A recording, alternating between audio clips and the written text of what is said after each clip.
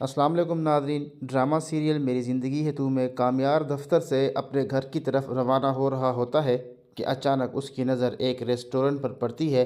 وہاں وہ دیکھتا ہے کہ فاریہ اور خاور آپس میں گھل مل کر باتیں کر رہے ہیں۔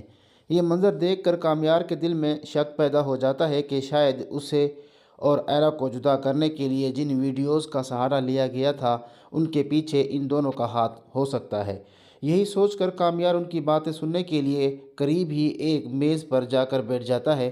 کچھ دیر بعد فاریہ خود خاور کے سامنے یہ اعتراف کرتی ہے کہ ہمارے درمیان جو ڈیل طے ہوئی تھی اس کے مطابق کامیار اور ایرا کو جدا کرنے کے بعد نہ تم مجھے پہچانو گے اور نہ میں تمہیں، اور مبارکباد، اب ایرا تمہاری اور کامیار میرا۔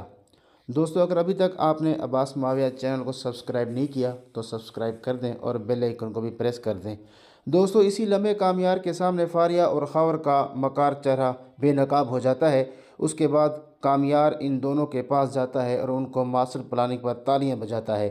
سب سے پہلے وہ خاور کو گریباں سے پکڑ لیتا ہے اور خوب اس کی دھلائی کرتا ہے، یہاں تک کہ اسے دھمکی دیتا ہے کہ اپنی اس حرکت پر وہ اسے زندہ نہیں چھوڑے گا۔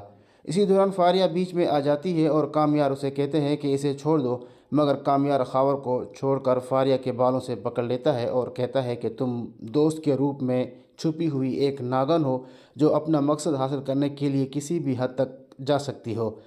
فاریہ روتے ہوئے کہتی ہے کہ کامیار، یہ سب میں نے تمہیں پانے کے لیے کیا۔ کامیار تلخی سے جواب دیتا ہے، کیا فائدہ، میں آج بھی وہیں کھڑا ہوں، مگر شکر ہے تم دونوں کا اصل چہرہ میرے سامنے آ گیا ہے۔ دوستو، اس کے بعد کامیار فاریہ کو کاغذ کی ردی کی طرح جھٹک کر ایرا کو ساری حقیقت بتانے کے لیے نکل جاتا ہے۔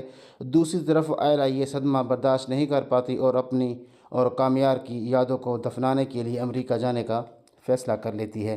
راستے میں اچانک کامیار کا خوفناک ایکسیڈنٹ ہو جاتا ہے اور وہ شدید زخمی ہو جاتا ہے۔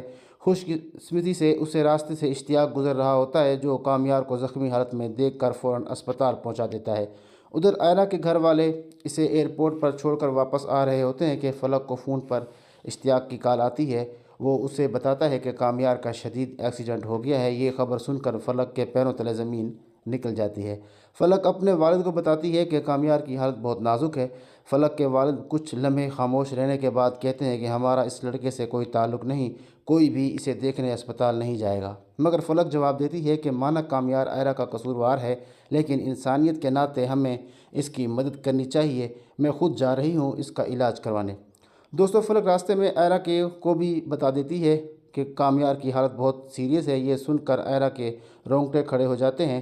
وہ تذبذب میں مبتلا ہو جاتی ہے کہ امریکہ جانے یا کامیار کے پاس واپس آئے۔ آخرکار وہ فیصلہ کرتی ہے کہ وہ اسپتال جا کر کامیار سے ملے گی۔ اسپتال میں کامیار زخمی حالت میں بیڈ پر پڑا ہوتا ہے کہ ایرا وہاں پہنچ جاتی ہے۔ وہ گھبرا کر پوچھتی ہے کہ یہ سب کیسے ہوا۔ کامیار اسے بتاتا ہے کہ میں تمہیں ایک بات بتانا چاہتا تھا، میں نے تمہیں کوئی دھوکہ نہیں دیا۔ پھر وہ فاریہ اور خاور کی ساری حقیقت بیان کرتا ہے اور ویڈیو کلپس دکھاتا ہے جن میں وہ دونوں کامیار اور ایرا کو جدا کرنے کی باتیں کر رہے ہوتے ہیں۔ یہ سب دیکھ کر ایرا شرمندگی سے نظر جھکا لیتی ہے اور روتے ہوئے کہتی ہے، کامیار مجھے معاف کر دو، میں نے تم پر اور اپنی محبت پر یقین نہیں کیا۔ ایرا اس قدر رو رہی ہوتی ہے کہ کوئی اسے چپ کروانے والا نہیں ہوتا۔ تب کامیار نرمی سے کہتا ہے، ایرا کوئی بات نہیں، اٹس اوکے۔ تو ناظرین، تب تک کے لیے اتنا ہی، ملتے ہیں اگلی ویڈیو میں، اپنا خیال رکھیے گا، اللہ حافظ۔